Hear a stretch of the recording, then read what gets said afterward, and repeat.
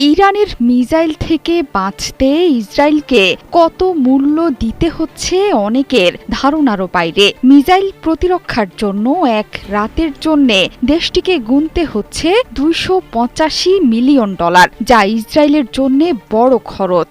মার্কিন কর্মকর্তার বরাত দিয়ে এমন চাঞ্চল্যকর তথ্য জানিয়েছে ওয়াল স্ট্রিট জার্নাল সহ ইসরায়েলি গণমাধ্যমগুলো। শুক্রবারের পর থেকে এখন পর্যন্ত ইসরায়েলে ইরানের 400 ব্যালিস্টিক ক্ষেপণাস্ত্র ছুটে গেছে।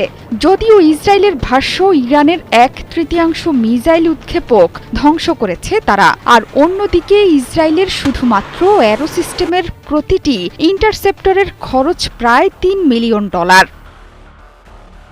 ইসরায়েলের মাল্টি লেয়ার ক্ষেপণাস্ত্র প্রতিরক্ষা ব্যবস্থার মধ্যে রয়েছে আয়রন ডোম, ডেভিড স্লিং অ্যারো সিস্টেম। এর পাশাপাশি দেশটির হাতে আছে যুক্তরাষ্ট্রের সরবরাহ করা প্যাট্রিয়ট ও থার্ড। ওয়াল স্ট্রিট জার্নাল বলেছে, সংঘাত শুরুর পর এগুলোর রক্ষণাবেক্ষণ ব্যয় এখন ইসরায়েলের বড় মাথা ব্যথার কারণ।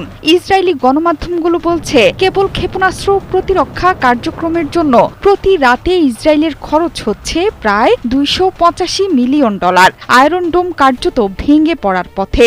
ইরানের লাগাতার শতাধিক ক্ষেপণাস্ত্র হামলার ফলে ইসরায়েলের আকাশ প্রতিরক্ষা ব্যবস্থায় দুর্বল হয়ে পড়েছে। সামাজিক যোগাযোগ মাধ্যম ও বিভিন্ন আন্তর্জাতিক সংবাদ মাধ্যমে ছড়িয়ে পড়েছে ইসরায়েলের ভেতরের ক্ষেপণাস্ত্র হামলায় সৃষ্ট ধ্বংসযজ্ঞের দৃশ্য। কোনোভাবেই সেটি লুকিয়ে রাখতে পারছে না তেল আবিব।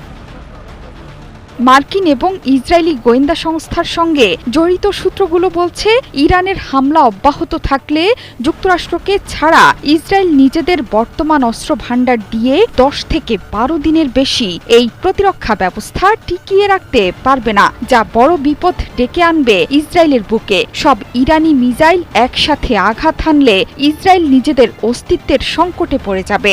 এক প্রতিবেদনে ওয়াশিংটন পোস্ট বলেছে, আয়রন ডোম টিকিয়ে রাখতে এখন ইসরায়েল যুক্তরাষ্ট্রের সরাসরি সামরিক সহায়তার উপর নির্ভরশীল। রসদ আর ব্যয় সংকটে পড়ে ইসরায়েল এখন বেছে বেছে মিসাইল প্রতিহত করতে বাধ্য হচ্ছে। তাদের প্রতিরক্ষা কাঠামো প্রায় ভেঙে পড়েছে। অন্যদিকে মার্কিন কর্মকর্তারা বলছেন, ইরানের অর্ধেকেরও বেশি মিসাইল ভূগর্ভস্থ স্থাপনায় সংরক্ষিত আছে বলে সতর্ক করেছে পশ্চিমা গোয়েন্দা সংস্থাগুলো।